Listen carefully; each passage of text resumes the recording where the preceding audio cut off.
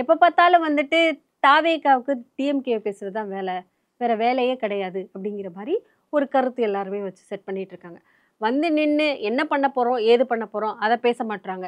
ஸ்ட்ரெய்ட்டா திமுகக்கு தான் வராங்க அப்படிங்கிற ஒரு ஒரு கருத்து. அத நீங்க எப்படி பார்க்குறீங்க? முதல்ல அது சிறப்பு பொதுக்குழு கூட்டம் எதுக்காக கூட்டப்பட்டது? அது ஒரு பிரேக். இந்த மாரி ஒரு சம்பவம் கரூர் துயர சம்பவம் நடந்துருச்சு.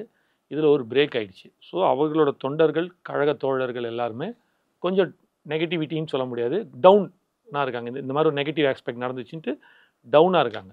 அப்ப அந்த பாயிண்ட்ல பார்க்கும்போது, அந்த கட்சியோட ஃபல்க்ரம் யாரு? முகம் யாரு? விஜயன் தான். இப்ப நம்ம தான் ஆதரவாக 1 மாசமா பேசுறோம், போறோம், வரோம். என்ன பண்ணாலும், எடுத்து உண்மைய சொன்னாலும், எத செஞ்சாலும், யார் சொல்லணும்னு இருக்குல்ல. சொல்ல ஸோ வேண்டியவங்க சொன்னா தான் சொன்னா தான் கரெக்ட்டா அதுக்கான இருக்கும். மரியாதை, ஆமா. அதற்கான ஒரு தகுதி இருக்கு. ஸோ அப்ப இருக்கும்போது, ஓகேடா காமேஷ்னா சொல்லியிருக்காரு. ஓகேடா முஸ்தபா சொல்லியிருக்காரு. ஓகேடா அவர் சொல்லியிருக்காரு. ஓகேடா இவர் சொல்லியிருக்காருன்றத தாண்டி, அது விஜயண்ணாவும் பொதுச் செயலாளரும் எடுத்து பேசும்போது, ஆதவ் ப்ரோ எடுத்து பேசும்போது, அது தலைமை எடுத்து பேசும்போது, அவங்களுக்கு அது ஒரு உத்வேகத்த குடுக்கும். ஒரு 5 கிலோமீட்டர் ஸ்பீட்ல இப்போ ஓட்டிட்டு இருந்தவன், வண்டி ஓட்டிட்டு இருந்தவன், இப்போ 50 கிலோமீட்டர் ஸ்பீட்ல ஓடுவான். அந்த பேச்ச கேட்டதுக்கப்புறம். அதுதானே கணக்கு. ஸோ அதுக்காக கூட்டப்பட்ட கூட்டம் தான். அந்த கூட்டத்தில வேற என்ன ஏங்க அரசியல் பண்ணா பின்ன அவியலா பண்ணுவாங்க? அதுதான் பேசுவாங்க. ஸ்டேஜ்ல வந்து சினிமா டயலாக்ல ஆதவ அர்ஜுனா அண்ணன் அவங்க பேசுனத கூட சொன்னாங்க. செந்தில் பாலாஜி அவர்கள ரவுடிங்கிறாரு. 6 மாசத்துக்கு அப்புறம் எல்லாம் தெரியும் அப்படிங்கிற மாரி சினிமா டயலாக்லாம் பேசிட்டு இருக்காங்க. ஸோ இதெல்லாம் நல்லாவா இருக்கு? ஏன் ஒரு கரூர்ல இவ்ளோ பெரிய ஒரு விஷயம் நடந்திருக்கு. அதுக்கப்புறம் அவங்க வந்து பேசும்போது வந்து நெறைய விஷயங்கள அவங்க மாத்தியிருக்கணும். ஆனா மாத்தல. மறுபடியும் அதே போல தான் அவங்க நடந்துக்கிறாங்க. இதிலிருந்து ஒரு அரசியல் அனுபவம் யாருக்கு இருக்குன்னு தெரியுதா? அப்படிங்கிற மாதிரியான விமர்சனங்களும் போகுது. அத எப்படி பார்க்குறீங்க? இல்ல 75 வாரமே ஆன என்ன ஒரு கட்சிக்கு பக்குவம் இல்ல, அது இல்ல, இது இல்லன்றீங்க. 75 வருஷ கட்சி.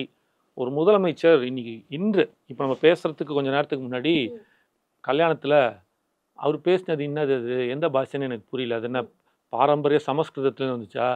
திமுகவ ஒருத்தன் கூட தொட்டு பார்க்க முடியாது. தொட்டான், கெட்டான்லாம் என்னமோ பேசிக்கிறாரு.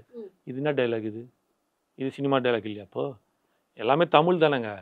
அது என்ன தமிழுக்குன்னு சினிமா டயலாக்குன்னு தனியா ஏதாவது ஒரு பாஷை இருக்கா? தமிழ்ல தானே பேசுறாங்க. அப்ப இத நான் சொல்லட்டுமா? முதலமைச்சர் இப்படி பேசி அதுவும் என் கல்யாணத்துல போயிட்டு. இவராவது ஒரு பொதுக்குழு கூட்டத்துல தன் தொண்டர்களுக்கு ஒரு உத்வேகத்த குடுக்குறாரு. உங்கள கல்யாணத்துக்கு எதுக்கு கூப்பிட்டாங்க? திமுகவ யாரும் தொட்டு பார்க்க முடியாது அப்படின்னு சொல்ற பஞ்ச் டயலாக்கா? இல்ல அந்த மணமக்களையும், மணமகனையும் வாழ்த்துறதுக்கா? சரி விடுங்க. என்னமோ ஒண்ணு சொல்லுவாங்க. அது சொல்றதெல்லாம் நம்ம கேட்டுக்கணுன்ற ஒரு தலையெழுத்து இருந்துச்சுன்னா என்ன பண்றது? எதிர்த்து கேட்கறது தானங்க எங்களுக்கு பிரச்சனையே. இவ்வளோ நாள் எவனும் எதிர்த்து கேட்கல. எல்லாரும் புத்திசாலிகள். இன்று எதிர்த்து கேட்கறாங்க அப்படின்னு தற்குறிகளாக மாறிட்டோம். இருந்தாலும் நாங்க கேட்டுக்கிட்டே தான் இருப்போம். தொடர்ந்து கேட்போம். இன்னும் இன்னும் இன்னும் பயங்கரமா கேட்போம்.